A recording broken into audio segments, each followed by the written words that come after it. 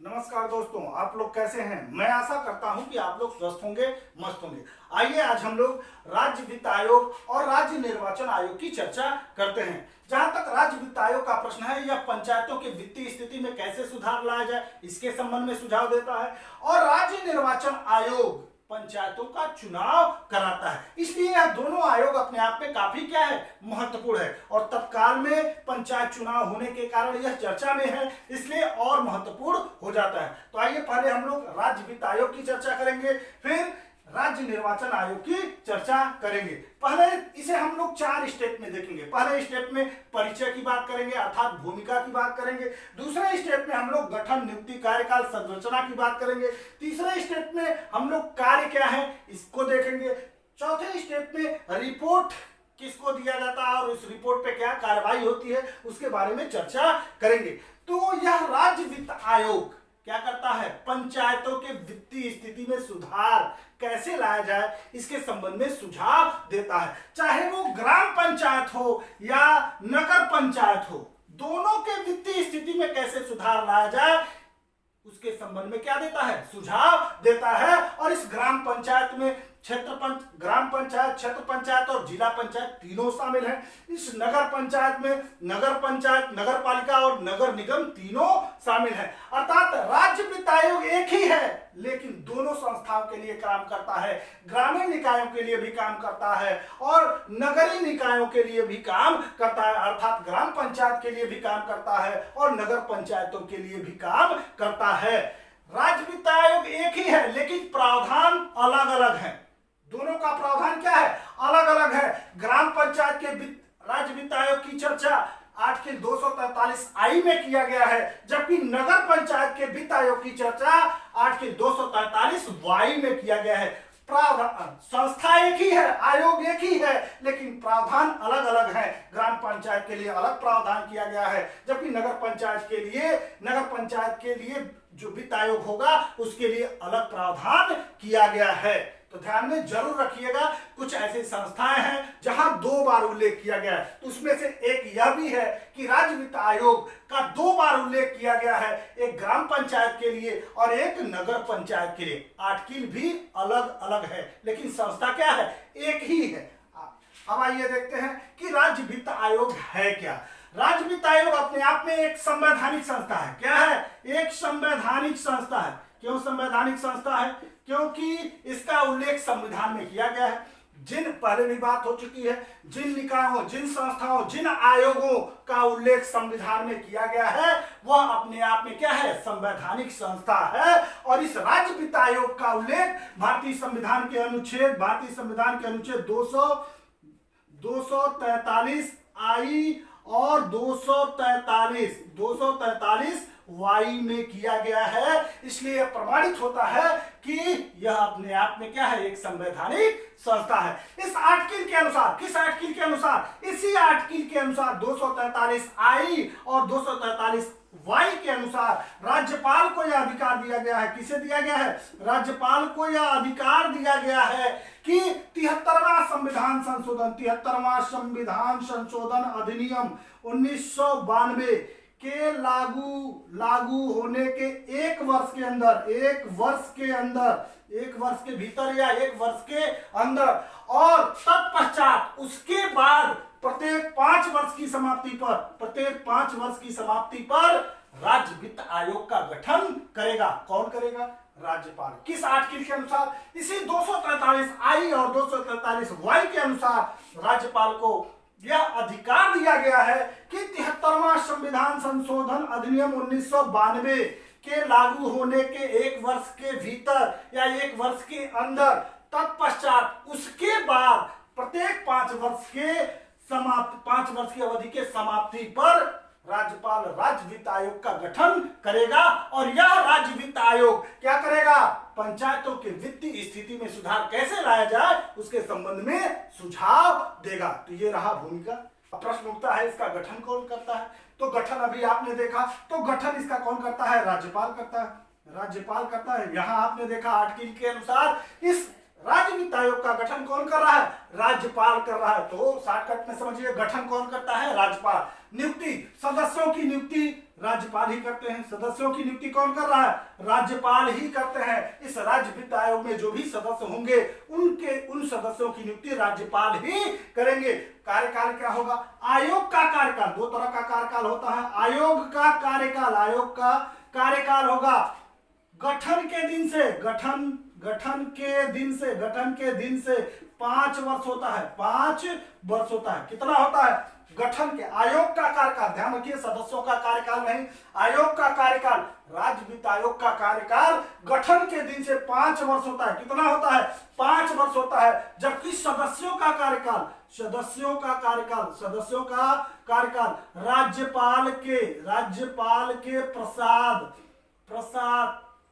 राज्यपाल के प्रसाद पर्यंत होगा। राज्यपाल के प्रसाद पर्यंत होगा। किसका? सदस्यों का कार्यकाल राज्यपाल के प्रसाद पर्यंत होगा। राज्यपाल प्रसाद पर्यंत का मतलब यह है कि राज्यपाल जब चाहे उन्हें हटा सकते हैं, जब चाहे। राज्यपाल के प्रसाद पर है, राज्यपाल के इच्छा पर है। राज्यपाल चाहे तो इन सदस्यों को तुरंत या कभी भी हटा सकते हैं। सदस्य चाहे तो स्वयं भी इस्तीफा दे सकते हैं। किसे त्याग पत्र देंगे, किसे इस्तीफा देंगे, इसी राज्यपाल को इस्तीफा दे सकते हैं। तो गठन राज्यपाल द्वारा, नियुक्ति राज्यपाल द्वारा। आयोग का कार्यकाल गठन होने के समय से या गठन होने के दिन से 5 वर्ष होता है। सदस्यों का कार्यकाल राज्यपाल के प्रसाद पर्यंत तक वो अपने पद पर बने रहेंगे। वह चाहे तो स्वयं राज्यपाल को त्याग पत्र दे सकते हैं। जहां तक संरचना, योग्यता और कार्य करने की शक्ति का प्रश्न है, तो इस राज्य वित्त आयोग की संरचना, सदस्यों की योग्यता, आयोग के कार्य करने की शक्ति किस प्रकार होगी, यह सब विधानमंडल नियम बनाकर क्या करेगा? निर्धारित करेगा। तो अब देखते हैं कि इसके कार्य क्या है। इसके महत्वपूर्ण कुछ कार्य हैं। पहला, राज्य और पंचायतों के बीच राजस्व वितरण किस प्रकार किया जाए, इसके संबंध में सुझाव देना। पहला कार्य यह है कि राज्य और पंचायतों के बीच राजस्व का वितरण किस प्रकार किया जाए, इसके संबंध में सुझाव देना। किसका कार्य है? राज्य वित्त आयोग का कार्य है। दूसरा कार्य है कि राज्य की संचित निधि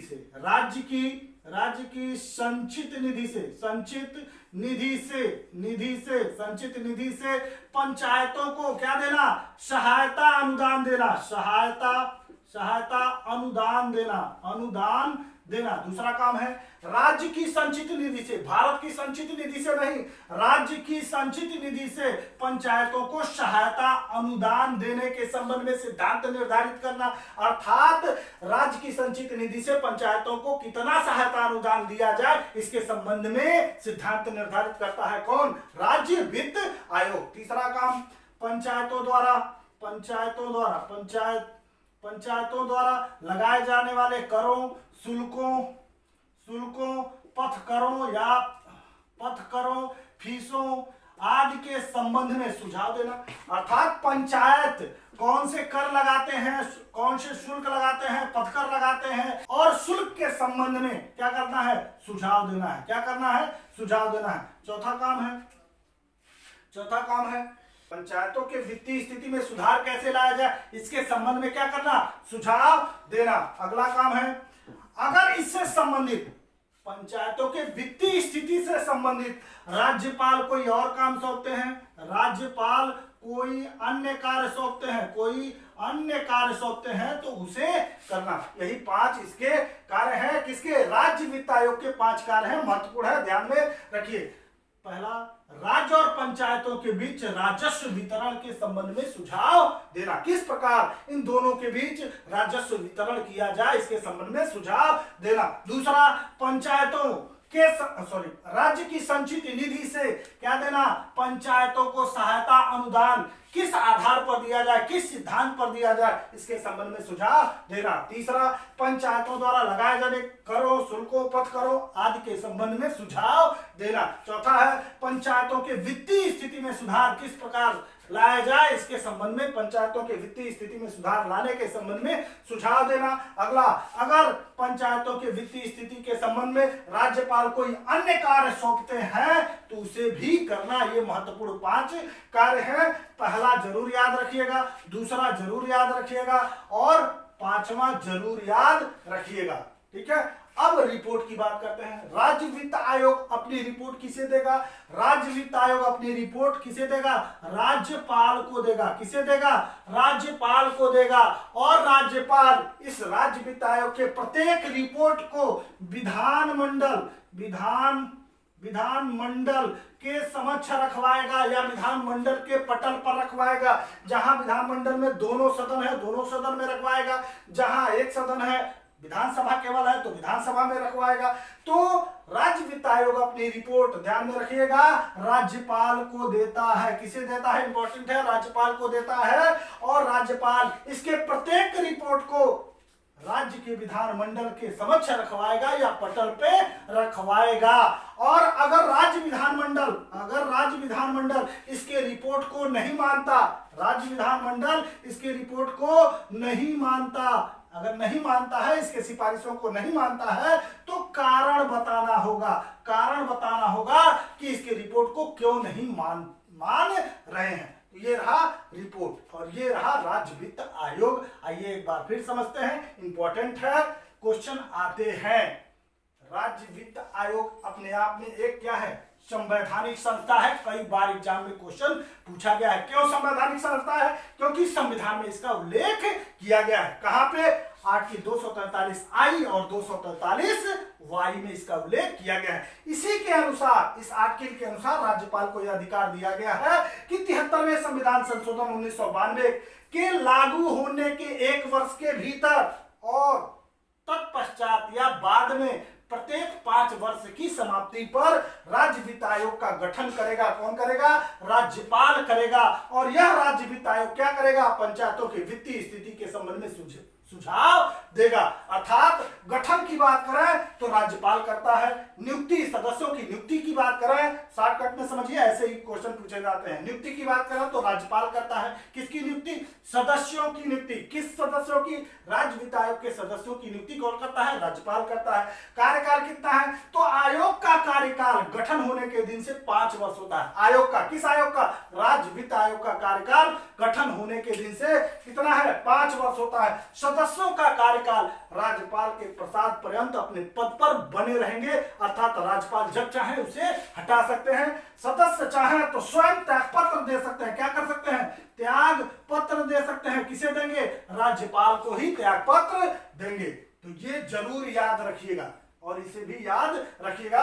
ये जानना जरूरी नहीं है, ऐसे जानते हैं तो अच्छी बात है। संरचना, योग्यता, कार्य करने की शक्ति या विधानमंडल नियम बनाकर निर्धारित करता है, जानना जरूरी नहीं।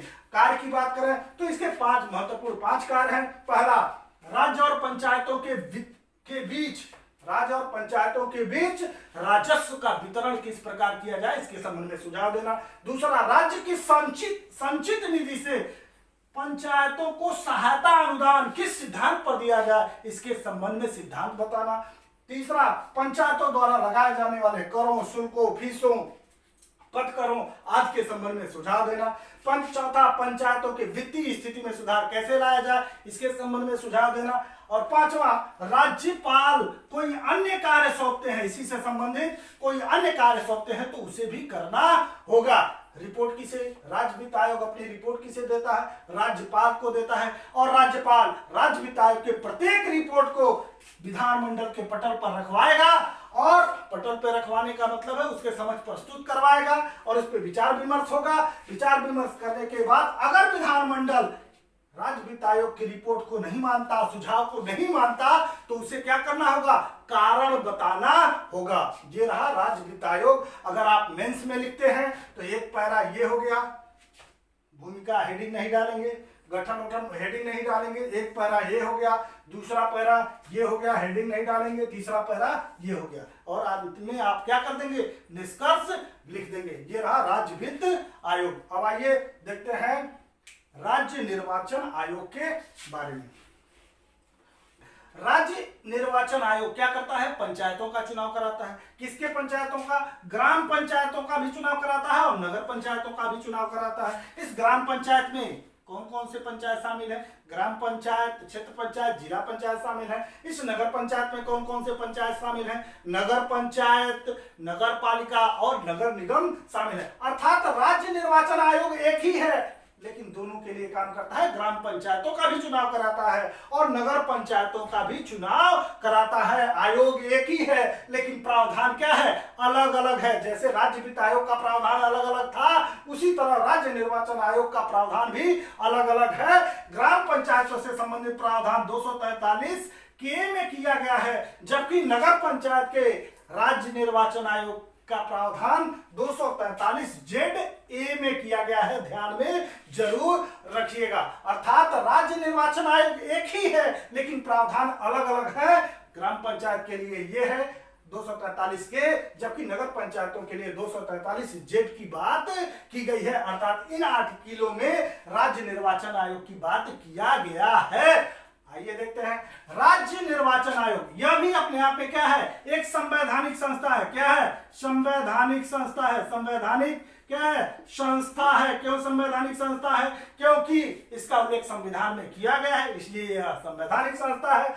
इस राज्य निर्वाचन आयोग का उल्लेख भारतीय संविधान के अनुच्छेद 243 के और अनुच्छेद 243 जेड ए में किया गया है। ध्यान में रखिएगा, यह कैपिटल है, जेड ए में किया गया है। यह प्रमाणित करता है कि क्या है, राज्य निर्वाचन आयोग एक संवैधानिक संस्था है। इस आर्टिकल के अनुसार पंचायत चुनाव कराने के लिए, पंचायत चुनाव कराने के लिए और इन पंचायत चुनाव का अधीक्षण, निर्देशन और नियंत्रण करने के लिए एक राज्य निर्वाचन आयोग का गठन किया जाएगा। क्या किया जाएगा, राज्य निर्वाचन आयोग का क्या किया जाएगा, गठन किया जाएगा। क्या किया जाएगा, गठन किया जाएगा। और इस राज्य निर्वाचन आयोग में क्या होगा, इस राज्य निर्वाचन आयोग में एक राज्य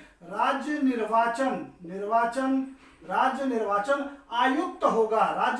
आयुक्त होगा, जिसकी नियुक्ति राज्यपाल करेंगे। जिसकी नियुक्ति क्या करेंगे, राज्यपाल करेंगे। फिर एक बात समझिए, राज्य निर्वाचन आयोग एक संवैधानिक संस्था है। क्यों, क्योंकि संविधान में इसका उल्लेख किया गया है। कहां पे किया गया है, 243 अनुच्छेद 243 के और अनुच्छेद 243 जेड ए में इसका उल्लेख किया गया है। इन आर्टिकल के अनुसार, दोनों आर्टिकल के अनुसार पंचायत चुनाव कराने के लिए इन चुनावों का अधीक्षण, निर्देशन और नियंत्रण करने के लिए एक राज्य निर्वाचन आयोग का गठन किया जाएगा या एक राज्य निर्वाचन आयोग होगा। और इस राज्य निर्वाचन आयोग का एक क्या होगा, राज्य निर्वाचन आयुक्त होगा। एक क्या होगा, राज्य निर्वाचन आयुक्त होगा। और इस राज्य निर्वाचन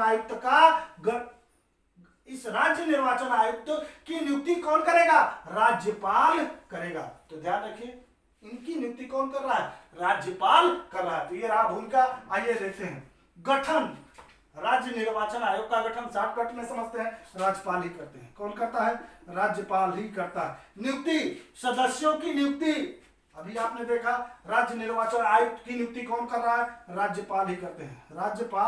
राज्यपाल ही करते हैं। कौन कर रहा है, राज्यपाल ही कर रहा है। कार्यकाल किसका, सदस्यों का कार्यकाल 6 वर्ष या 62 वर्ष, 6 वर्ष या क्या होता है, 62 वर्ष होता है, चाहे जो पहले आ जाए। अर्थात अधिकतम कितना होगा, 6 वर्ष तक होगा। और कितने एज तक हो सकता है, 62 वर्ष की एज तक हो सकता है। जो पहले आ जाए वही इनका कार्यकाल माना जाएगा। अर्थात अधिकतम कितना हो सकता है, 6 वर्ष ही हो सकता है, उससे अधिक नहीं होगा। इसका मतलब अगर 60 वर्ष में किसी व्यक्ति को राज्य निर्वाचन आयुक्त नियुक्त किया जाता है, 60 वर्ष के एज में राज्य निर्वाचन आयुक्त नियुक्त किया जाता है, तो उसका कार्यकाल कितना होगा? मात्र 2 वर्ष होगा, मात्र 2 वर्ष होगा। अगर मान लीजिए इसे 50 वर्ष पर नियुक्त किया जाता है, तो इसका कार्यकाल कितना होगा? मात्र 6 वर्ष होगा, इससे अधिक नहीं होगा। तो जो पहले आ जाए वही उनका क्या होगा? कार्यकाल होगा। यह स्वयं इस्तीफा दे सकते हैं, यह स्वयं इस्तीफा दे सकते हैं। किसे? राज्यपाल को। किसे देंगे? राज्यपाल को स्वयं इस्तीफा दे सकते हैं। इस राज्य निर्वाचन आयुक्त को महाभियोग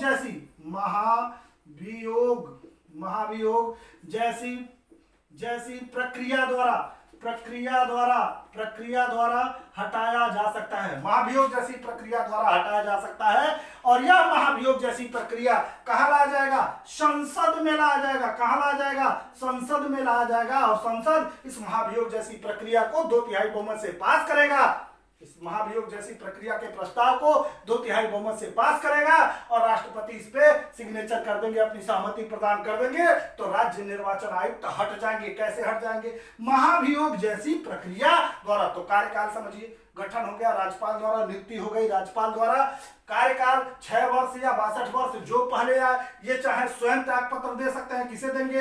राज्यपाल को देंगे। इन्हें महाभियोग जैसी प्रक्रिया द्वारा हटाया जा सकता है, और यह महाभियोग जैसी प्रक्रिया संसद द्वारा लाया जाएगा और संसद में पास किया जाएगा, उसके बाद इसे हटा दिया जाएगा। ऐसा माना जाता है और ऐसा है भी। लेकिन शब्द जो यूज किया गया है, उसके लिए शब्द यूज किया गया है संविधान में कि राज्य निर्वाचन आयुक्त को उसी तरीके से हटाया जाएगा।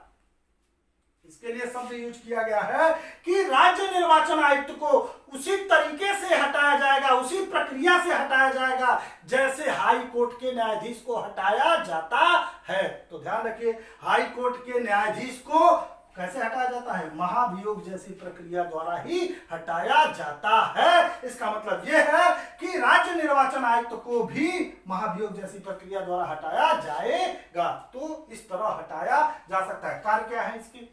राज्य निर्वाचन आयोग के कार्य क्या है? पहला काम यह है पंचायत का चुनाव कराना। पंचायत का क्या कराना? पंचायत का चुनाव कराना। दूसरा काम है पंचायतों का, किसका? पंचायतों का चुनाव कराना, चाहे वो ग्राम पंचायत हो चाहे नगर पंचायत हो, इन पंचायतों का क्या कराना है? चुनाव कराना है। दूसरा काम है इन पंचायतों के चुनाव के लिए क्या करना? मतदाता सूची तैयार करना, वोटर लिस्ट तैयार करना, मतदाता सूची तैयार करना। तीसरा काम है इन पंचायतों के लिए निर्वाचक नियमावली तैयार करना, अर्थात आचार संहिता तैयार करना। पंचायत चुनाव कराने के लिए आचार संहिता कराना। अगला काम है इन पंचायत के चुनाव का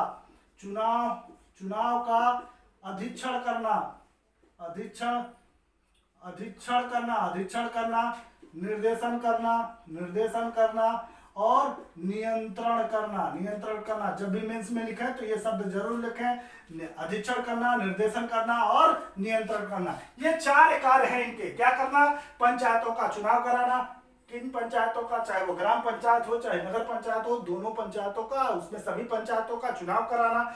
पंचायतों चुनाव कराने के लिए मतदाता सूची तैयार करना, उसके लिए निर्वाचक नियमावली तैयार करना, अर्थात आचार संहिता तैयार करना। चुनाव का, इन पंचायतों के चुनाव का अधीक्षण करना, निर्देशन करना, अर्थात सुपरविजन करना, निर्देशन करना और नियंत्रण करना है किसका? राज्य निर्वाचन आयोग का। नोट पॉइंट में लिख लीजिए, इंपॉर्टेंट है। नोट पॉइंट में लिख लीजिएगा कि ग्राम पंचायत हो या नगर पंचायत हो, इन पंचायतों का चुनाव राज्य निर्वाचन आयोग कराता है। राज्य निर्वाचन आयोग कराता है। लेकिन पंचायत चुनाव कब होगा या पंचायत चुनाव होगा कि नहीं होगा, निर्णय, पंचायत चुनाव कराने का निर्णय कौन करता है? राज्य सरकार करती है। काफी इंपॉर्टेंट है, राज्य सरकार करती है। ध्यान में जरूर रखिएगा दोनों पॉइंट को। पंचायत चुनाव कराने का कार्य राज्य निर्वाचन आयोग करता है। लेकिन पंचायत चुनाव होगा कि नहीं होगा, कब होगा, इसका निर्णय कौन लेता है? राज्य सरकार लेती है। ध्यान में रखिएगा, इस राज्य निर्वाचन आयोग का यह कार्य नहीं है कि इन पंचायतों के अलावा अन्य निकायों का चुनाव कराया जाए। बस वह ग्राम पंचायत और नगर पंचायतों का ही चुनाव कराती है और अन्य निकायों का चुनाव नहीं कराती। लोकसभा का यह चुनाव नहीं कराती, विधानसभा का यह चुनाव नहीं कराती, साथ साथ अन्य किसी निकायों का भी ये चुनाव नहीं कराती। इंपॉर्टेंट है, अर्थात अन्य निकायों का यह चुनाव नहीं कराती। साथ साथ ये भी इनका कार्य नहीं है, इस राज्य निर्वाचन आयोग का ये भी कार्य नहीं है कि संघ का निर्वाचन आयोग कहे कि विधानसभा और लोकसभा के चुनाव के लिए वोटर लिस्ट तैयार करिए। ये भी इनका कार्य नहीं है। भले वो निर्देश दिया हो, लेकिन उस कार्य को करने के लिए वो बाध्य नहीं है। अर्थात विधानसभा और लोकसभा के चुनाव के लिए मतदाता सूची तैयार करना इनका कार्य नहीं है। किसका काम नहीं है? राज्य निर्वाचन आयोग का कार्य नहीं है। ये किसका काम है? संघ निर्वाचन आयोग का काम है। इसे जरूर याद रखिएगा, इस 4 पॉइंट को, कि चुनाव राज्य निर्वाचन आयोग कराता है, लेकिन चुनाव का निर्णय राज्य सरकार लेती है। अन्य निकायों का चुनाव कराने का कर्तव्य इनका नहीं है, इनका अधिकार नहीं है कि अन्य निकायों का भी चुनाव कराया जाए। साथ साथ लोकसभा विधानसभा के लिए वोटर लिस्ट तैयार करना इस राज्य निर्वाचन आयोग का कार्य नहीं है। अगर आप मेंस में लिखते हैं तो एक पैरा ये हो गया, दूसरा पैरा ये हो गया, तीसरा पैरा ये हो गया। इस तरह आप लिख सकते हैं बिना हेडिंग के। एक बार फिर देखिए, राज्य निर्वाचन आयोग ग्राम पंचायत और नगर पंचायतों का चुनाव कराते हैं। दोनों के लिए आर्टिकल अलग अलग है, 243 के और 243 जेड ए, लेकिन संस्था क्या है? एक ही है। यह अपने आप में, या राज्य निर्वाचन आयोग अपने आप में एक संवैधानिक संस्था है, क्योंकि संविधान में इसका उल्लेख किया गया है। कहां किया गया है? 243 के और 243 जेड ए में इसका उल्लेख किया गया है, जिसके अनुसार पंचायत चुनाव कराने के लिए, उनका अधीक्षण, निर्देशन, नियंत्रण करने के लिए एक राज्य निर्वाचन आयोग होगा। और इस राज्य निर्वाचन आयोग में एक राज्य निर्वाचन आयुक्त होगा, जिसकी नियुक्ति राज्यपाल करते हैं। ध्यान में रखिएगा, कौन करता है? राज्यपाल। तो गठन, राज्य निर्वाचन आयोग का गठन राज्यपाल कर रहा है, नियुक्ति, सदस्यों की नियुक्ति राज्यपाल कर रहे हैं। इन सदस्यों का कार्यकाल 6 वर्ष या 62 वर्ष, जो पहले हो वो होगा। ये सदस्य चाहे तो स्वयं त्याग पत्र दे सकते हैं। किसे देंगे? राज्यपाल। इन्हें महाभियोग जैसी प्रक्रिया द्वारा हटाया जा सकता है, और यह महाभियोग जैसी प्रक्रिया कहां चलेगा? संसद में चलेगा, पास होगा, उसके बाद हट जाएंगे। इसके कार्य क्या है? ये 4 कार्य हैं। पंचायतों का चुनाव कराना, पंचायतों के लिए मतदाता सूची तैयार करना, पंचायत चुनाव के लिए निर्वाचक नियमावली तैयार करना, अर्थात पंचायत चुनाव के लिए क्या? आचार संहिता तैयार करना, पंचायत चुनाव का संचालन, अधीक्षण, निर्देशन और नियंत्रण करना। कुछ नोट पॉइंट, पंचायत चुनाव कराने का कार्य राज्य निर्वाचन आयोग करता है, जबकि निर्णय पंचायत चुनाव कब होगा, कब नहीं होगा, कि होगा कि नहीं होगा, इसका निर्णय राज्य सरकार लेती है। अन्य निकायों का चुनाव कराने के लिए राज्य निर्वाचन आयोग बाध्य नहीं है। लोकसभा का यह चुनाव नहीं कराती, विधानसभा का यह चुनाव नहीं कराती, अन्य निकायों का भी यह चुनाव नहीं कराती। साथ साथ अगर संघ निर्वाचन आयोग, राज्य नहीं, संघ निर्वाचन आयोग यह निर्देश देती है कि लोकसभा विधानसभा चुनाव के लिए मतदाता सूची तैयार करिए, तो यह भी इनका कार्य नहीं है। ध्यान में जरूर रखिएगा। ये रहा राज्य निर्वाचन आयोग। आपने देखा राज्य वित्त आयोग, उसके बाद आपने देखा राज्य निर्वाचन आयोग का। नगर पंचायत का चैप्टर यह समाप्त होता है। नगर पंचायत के 3 पार्ट थे। पहले पार्ट में हम लोगों ने नगरीय शासन का अर्थ, उसका इतिहास, संवैधानिक स्थिति की चर्चा की। नगरीय क्षेत्र क्या था और नगरीय क्षेत्र में कौन कौन से क्षेत्र शामिल थे, पहले पार्ट में हमने चर्चा किया। दूसरे पार्ट में हम लोगों ने नगर पंचायत, नगर पालिका और नगर निगम की चर्चा की। तीसरे पार्ट में हम लोगों ने जिला योजना समिति, महानगर योजना समिति, राज्य वित्त आयोग और राज्य निर्वाचन आयोग की चर्चा की। अगर आप इस तीनों पार्टों को मिला के पढ़ लेते हैं अच्छे से, तो कोई भी क्वेश्चन आए, मैं गारंटी देता हूं कि उसको आप सॉल्व कर लेंगे, उसका आंसर आप सही ट्रिक कर लेंगे। साथ साथ इस तरह नगर पंचायत समाप्त होता है और उसके पहले हम लोगों ने ग्राम पंचायत की भी चर्चा कर चुके हैं। इस तरह पंचायती राज व्यवस्था का यह चैप्टर यही समाप्त होता है। अगर आपको यह वीडियो अच्छा लगा हो तो लाइक और शेयर जरूर करिए, चैनल को सब्सक्राइब करिए, बेल आइकन को दबाइए जिससे लेटेस्ट वीडियो की जानकारी मिल सके। बहुत बहुत धन्यवाद।